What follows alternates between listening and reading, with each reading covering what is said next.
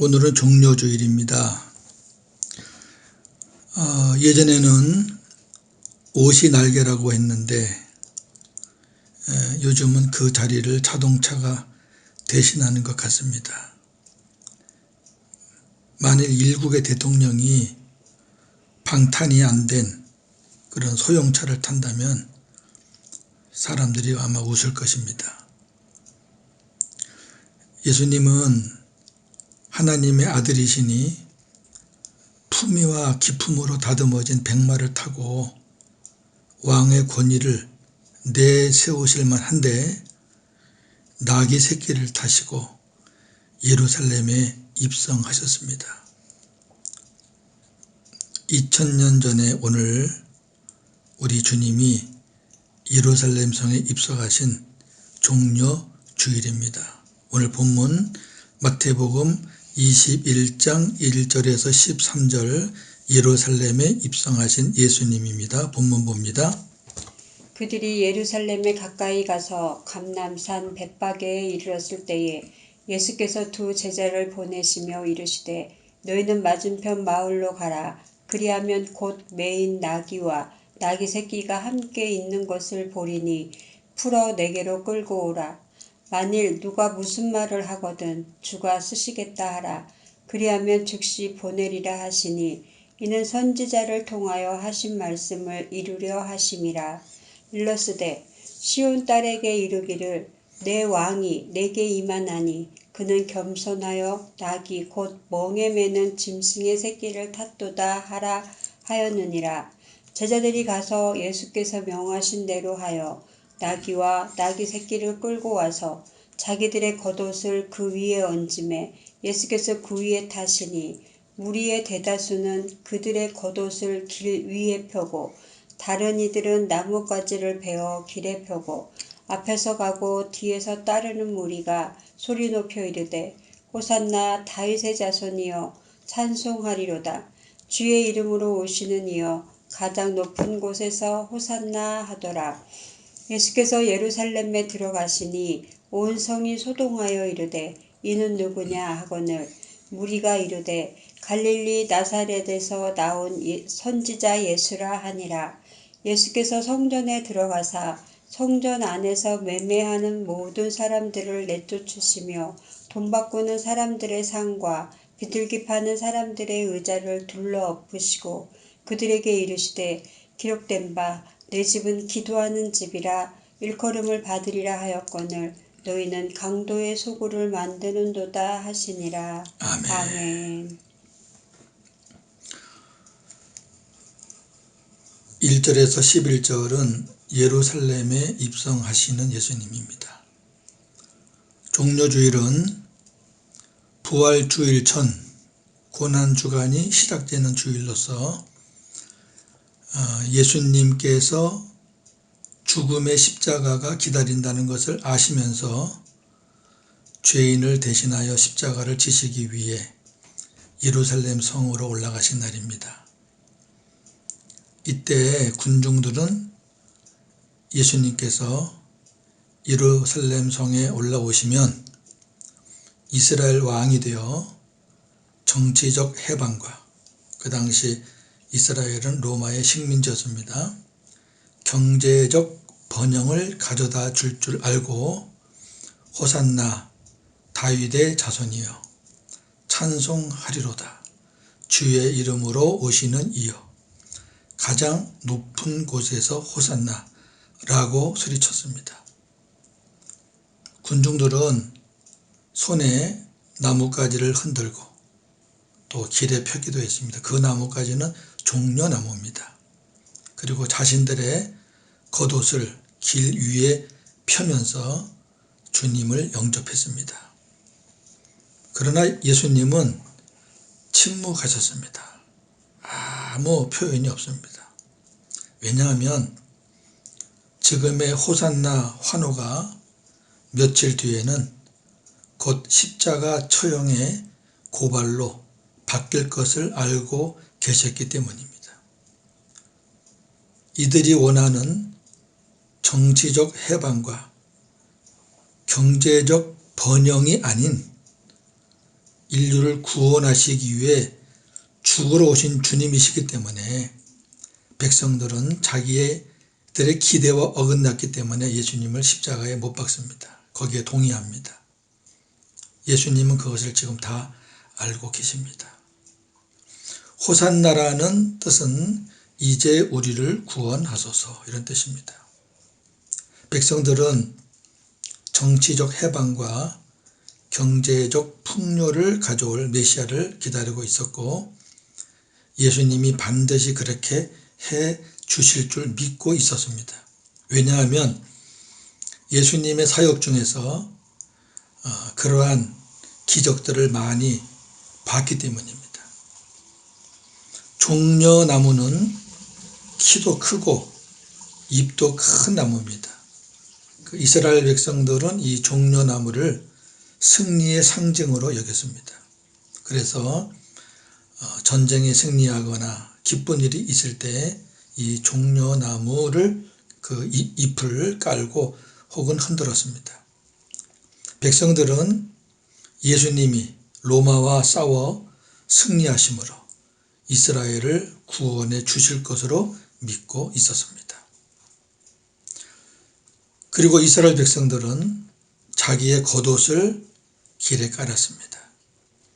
이스라엘 백성들에게 있어서 겉옷은 생명과 같이 소중한 것입니다. 왜냐하면 이 겉옷은 가지지 못한 자들에게는 이게 어떤 이불 같은 것도 되지만 그것을 또 접어서 옷도 되고 그러니까 굉장히 소중한 겁니다. 백성들은 이와 같이 자신의 가장 소중한 것을 길에 펴며 예수님을 맞이하고 있는 것입니다.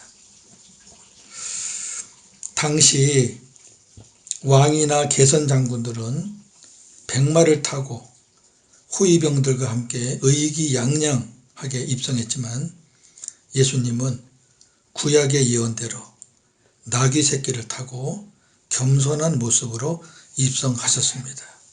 스가랴 9장 9절에 이미 예언된 말씀입니다. 스가랴 9장 9절입니다. 시온에 따라 크게 기뻐할지어다. 예루살렘에 따라 즐거이 부를지어다.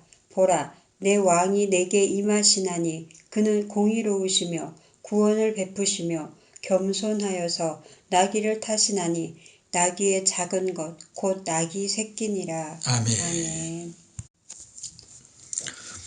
두 번째로 12절에서 13절은 성전을 정결케 하시는 예수님입니다.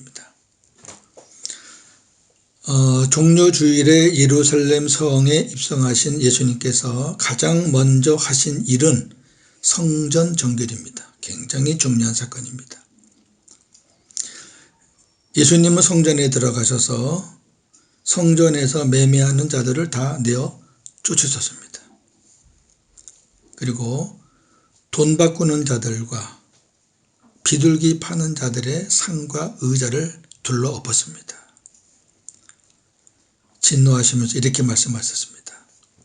내 집은 기도하는 집이라 일컬음을 받으리라 하였거늘 너희는 강도의 구려를 만드는도다. 당시 대제사장을 중심으로 종교 지도자들은 절기 때마다 성전에서 제물을 팔았습니다. 그리고 성전세를 환전해 주면서 부정한 수익을 챙기고 있었습니다. 자, 예를 들면 이스라엘 백성들은 1년에 절기, 세절기, 유월절, 맥추절, 수장절 때 반드시 예루살렘 성전에 와서 제물을 드리면서 제사를 드려야 됩니다. 오는 거리가 멀기 때문에 출발할 때 가지고 온 제물이 상할 수도 있고 죽을 수도 있습니다. 그래서 많은 사람들은 예루살렘 성전에 와서 제물을 사기도 했습니다. 시세가 예를 들어서 양 한 마리가 2만 원이라 그러면 그 역사의 기록에 보면 굉장히 비싸게 그 재물을 팔았던 그런 기록이 있습니다. 한두 배가 아닙니다. 그리고 이스라엘 백성들은 일반적으로 쓰는 화폐가 있고 성전에 와서 성전세를 바칠 때 쓰는 화폐가 있습니다. 그래서 일반 돈을 갖고 와서 성전세로 바꿔서 1인당 얼마씩 내는 그런 성전세가 있습니다. 환전을 해야 됩니다. 환전을 할 때 부정한 수익, 다시 말해 수수료를 챙겼습니다. 이스라엘 백성들이 절기 때 몇 명쯤 모였는가 기록을 보니까 10만 명 정도 모였다고 기록이 되어 있습니다. 한번 생각을 해 보십시오. 얼마나 많은 이득을 챙겼는지. 그래서 지금 돈으로 환산해 볼 때 양의 가치와 소의 가치와 등등을 해볼 때 절기 때마다 수억, 수십억을 이 종교 지도자들이 챙겼다고 그렇게 기록되어 있습니다. 이 사람들에게는 절기가 횡재하는 자기들의 어떤 부를 쌓는 그런 기회가 되는 겁니다. 하나님께 드려야 되는 절기가. 예수님은 그들을 강도라. 너희들이 성전을 강도의 굴열, 소굴로 만드는구나. 이렇게 진노하셨습니다.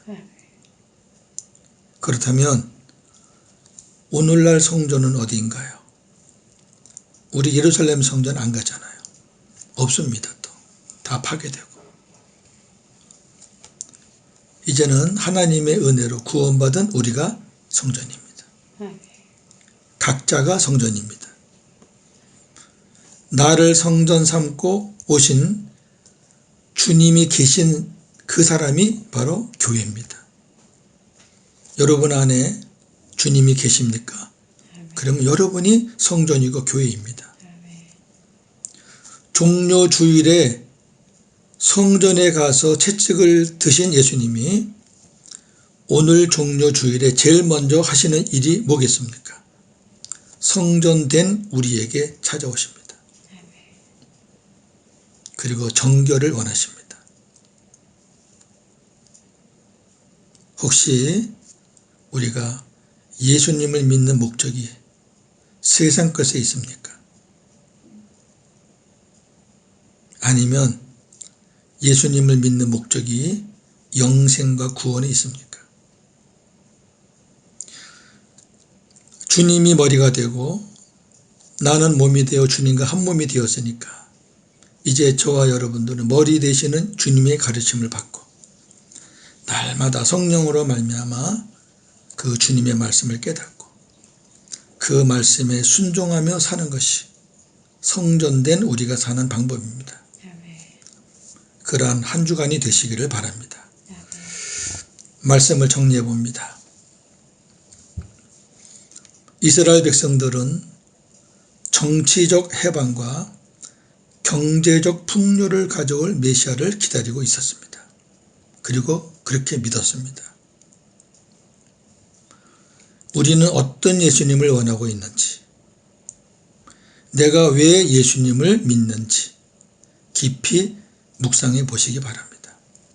혹시 우리도 이스라엘 백성들처럼 세상 부귀와 영화, 성공 등을 이유로 예수님을 믿고 있지는 않는지, 나에게 예수님은 어떤 분이신지 한번 깊이 생각해 보는 한 주간이 되시기를 바랍니다. 두 번째, 이스라엘 백성들은 예수님을 맞이할 때 자신의 가장 소중한 것을 길에 펴드렸습니다. 율법에 보면 겉옷은 전당을 잡았다가 해 지기 전에 돌려주라는 물품입니다. 왜냐하면 그 겉옷이 없으면 잠을 못 잡니다. 추워서. 그 이불입니다. 밤에는. 참 소중한 거거든요. 나는 오늘 나를 위해 십자가 지러 오신 그 주님께 무엇을 드릴 수 있는가? 세 번째, 주님의 내 안에 계시는 우리가 성전입니다. 우리의 마음이 기도하는 집인가요? 강도의 구렬인가요? 예수님이 예루살렘 성전에 가서 채찍을 드셨는데 주님이 우리에게 나에게 오시면 뭐라고 하실까요? 네 번째, 종료주일이고 한 주간은 고난주간입니다. 종료주일과 고난주간은 들뜬 분위기로 지내는 주간이 아닙니다. 주님이 원하시는 것이 무엇인지 깨달았으면 합니다. 예수님께서 보여주신 것처럼 겸손한 마음으로 백마 타실 수도 있어요.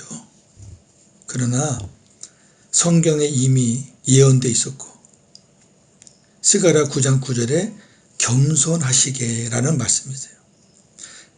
우리도 주님처럼 겸손한 마음으로 말씀과 기도로 경건 훈련을 하며 십자가의 고난에 동참하는 한 주간이 되었으면 좋겠습니다. 우리는 주님께 늘 사랑을 달라고만 합니다. 그런데 주님도 우리의 사랑을 받고 싶어 하십니다.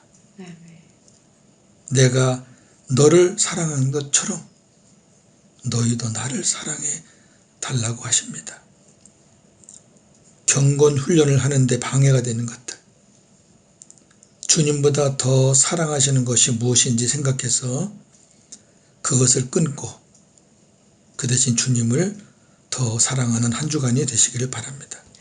그리하여 일주일 후 부활주일에 영광의 주님을 맞이하시기를 바랍니다.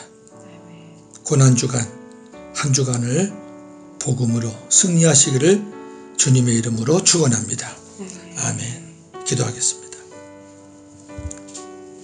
하나님, 이스라엘 백성들은 예수님을 정치적 해방과 경제적 풍요를 가져올 메시아로 기다리고 있었습니다. 철떡같이 믿고 있었습니다. 그런데 그것이 어긋나자 그들은 돌변해서 예수님을 십자가에 못 박으라고 아우성을 쳤습니다. 나는 어떤 예수님을 믿고 있는지, 나에게 예수님은 어떤 분이신지 깊이 생각해보는 한 주간이 되기를 원합니다. 이스라엘 백성들은 예수님을 맞이할 때 자신의 가장 소중한 것을 길에 피워드렸습니다. 나는 오늘 예수님께 무엇을 드려야 하는지요? 주님이 내 안에 계시다면 내가 성전입니다. 내 마음은 무엇으로 가득 차 있나요? 강도의 구렬인가요? 기도하는 집인가요? 한 주간 동안 말씀과 기도로 경건 훈련을 하면서 십자가의 고난에 동참하는 우리 모두가 되기를 간절히 바랍니다. 우리는 늘 주님께 사랑해달라고만 요청합니다. 한 주간 우리도 주님을 사랑하는 한 주간 되기를 소원합니다. 주님보다 더 사랑하는 것이 있다면 다 끊고 단절하고 더 주님을 깊이 사랑하는 한 주간이 되기를 원합니다. 그리하여 영광의 부활의 주님을 맞이하는 부활주일이 되기를 소망합니다. 고난주간에 어려운 일들, 시험들 더 많을 것입니다. 믿음으로 잘 견디고 믿음으로 말씀으로 우리가 승리하여 하나님 앞에 영광 또 영광 돌려드리는 한 주간이 되기를 바랍니다. 온 교우들 복음으로 승리하는 그런 한 주간이 되기를 바랍니다. 감사합니다. 예수님의 이름으로 기도합니다. 아멘.